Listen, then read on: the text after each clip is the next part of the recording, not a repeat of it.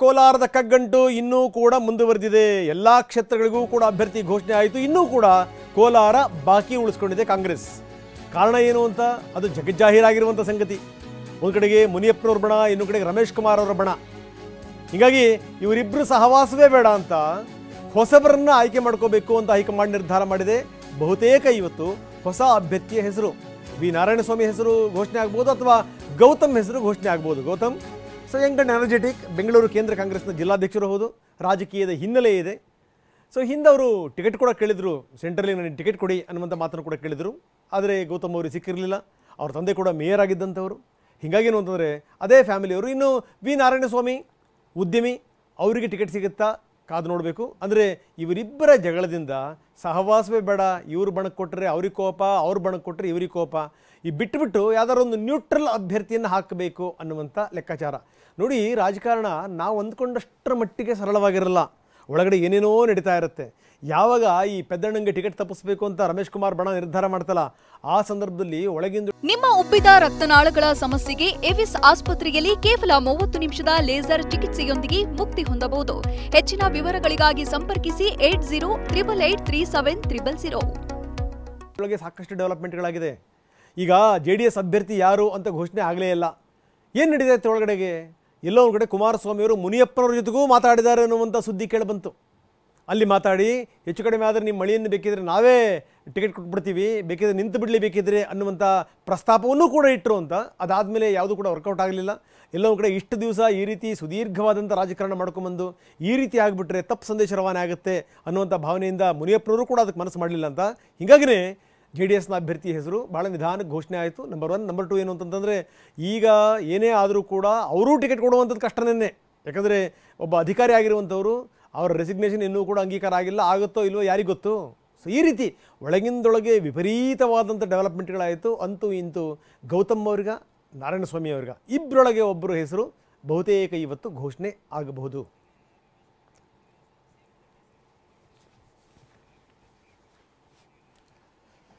ನೋಡಿ, ಈ ಚುನಾವಣೆ ಸಂದರ್ಭ ಅನ್ನುವಂಥದ್ದು ಇದೆಯಲ್ಲ, ಅದೊಂಥರ ಈ ಮನೆಗೆ ಬೆಂಕಿ ಬಿದ್ದಿರೋ ರೀತಿಯಲ್ಲಿ ಅಷ್ಟೊಂದು ತರಾತುರಿಯಿಂದ ಓಡಾಡ್ತಿರ್ತಾರೆ. ಅಂಥದ್ರಲ್ಲಿ ಈ ಎಲ್ಲೋ ಒಂದು ಕಡೆಗೆ ಇಬ್ಬರು ಜಗಳಕ್ಕೇ ಆ ಬೆಂಕಿಗೇ ಈ ನೀರು ಸುರಿಬೇಕು, ಸಮಾಧಾನ ಮಾಡಬೇಕು ಅಂತಂತಂದರೆ ಎಷ್ಟರ ಮಟ್ಟಿಗೆ ಸಾಧ್ಯ ಅದು? ಇಬ್ಬರು ಕೂಡ ಹಿರಿಯ ನಾಯಕರು. ಇವರು ಸಮಾಧಾನ ಮಾಡೋದ್ರ ನಿಟ್ಟಿನಲ್ಲಿ ಸಾಕಾಗಿ ಹೋಯಿತು. ನಿನ್ನೆ ರಮೇಶ್ ಕುಮಾರ್ ಬಣದ ಜೊತೆಗೆ ಮುಖ್ಯಮಂತ್ರಿಗಳು, ಉಪಮುಖ್ಯಮಂತ್ರಿಗಳು ಸುದೀರ್ಘವಾದಂಥ ಚರ್ಚೆಯನ್ನು ಮಾಡಿದರು. ಬೇರೆ ಯಾರಿಗಾದ್ರೂ ಟಿಕೆಟ್ ಕೊಡಿ, ಗೆಲ್ಲಿಸಿಕೊಂಡು ಬಾರದಿದ್ರೆ ನಾನು ಬೆಂಗಳೂರಿಗೆ ಕಾಲಿಡಲ್ಲ. ಕೋಲಾರದಲ್ಲಿ ಕಾಂಗ್ರೆಸ್ ಅಭ್ಯರ್ಥಿಯನ್ನ ಗೆಲ್ಲಿಸಿಕೊಂಡೇ ನಿಮ್ಮ ಮನೆಗೆ ಬರ್ತೀನಿ.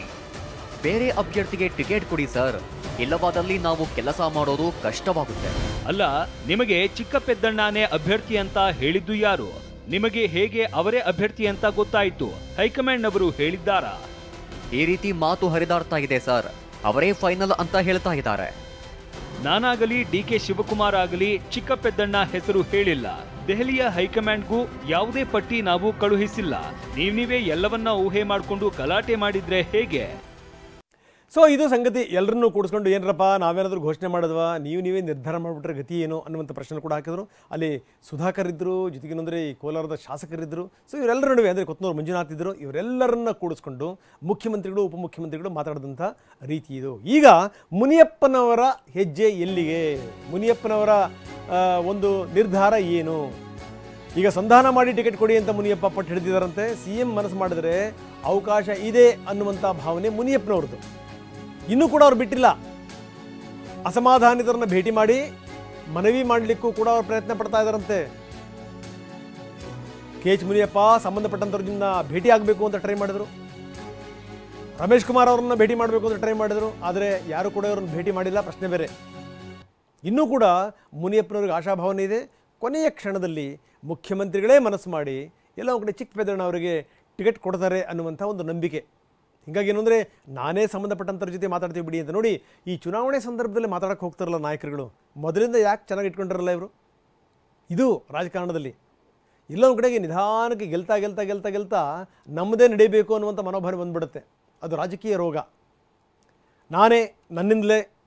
ನೀವು ನೋಡಿದ್ದೀವಲ್ಲ, ಎಷ್ಟೋ ಘೋಷಣೆಗಳಾದಂಥ ಸಂದರ್ಭದಲ್ಲಿ, ಎಷ್ಟೋ ಯೋಜನೆಗಳು ಬಂದಂಥ ಸಂದರ್ಭದಲ್ಲಿ ನಾನು ತಂದೆ, ಇವ್ರ ಮನೆಯಿಂದ ತಂದಿದ್ರು ಇವರೆಲ್ಲ, ನಾನು ದುಡ್ಡು ಹಾಕಿದೆ, ಪಾಪ ಇವರು ಜೇಬಿಂದ ಹಾಕಿದ್ರು ಕಾಸನ್ನು. ತುಂಬ ಜನ ಮುಖ್ಯಮಂತ್ರಿಗಳು, ಮಾಜಿ ಮುಖ್ಯಮಂತ್ರಿಗಳು, ಸಚಿವರು ಅಯ್ಯೋಯ್ಯೋ ನಾನು ಅಲ್ಲೇ ಅಹಂಕಾರ ಎದ್ದು ಕಾಣ್ತಿರುತ್ತೆ ನೋಡಿ. ನಾನು ನನ್ನದು, ಅದಾದಮೇಲೆ ಹೆಂಗೆ ಗೊತ್ತಾ, ನನ್ನದು, ಅದಾದಮೇಲೆ ನಾನು ನನ್ನದು ನಮ್ಮವರು. ಜೊತೆ ಕೆಲಸ ಮಾಡಿದಂಥವ್ರು ಯಾರು? ಅವರೆಲ್ಲ ಬಾಯಿ ಬಿಟ್ಕೊಂಡು ನೋಡಬೇಕು ಇವ್ರ ಆರ್ಭಟಗಳನ್ನು. ಎಲ್ಲರನ್ನೂ ಒಟ್ಟೊಟ್ಟಿಗೆ ಇಟ್ಕೊಂಡು ಹೋಗಬೇಕು, ಇದು ಮಾಡಬೇಕು. ನೋಡಿ ಎಷ್ಟು ಚೆನ್ನಾಗಿದ್ದಂಥ ಒಂದು ವೈಬ್ರೇಷನನ್ನು ಇವರೇ ಹಾಳು ಮಾಡ್ಕೋತಾರೆ.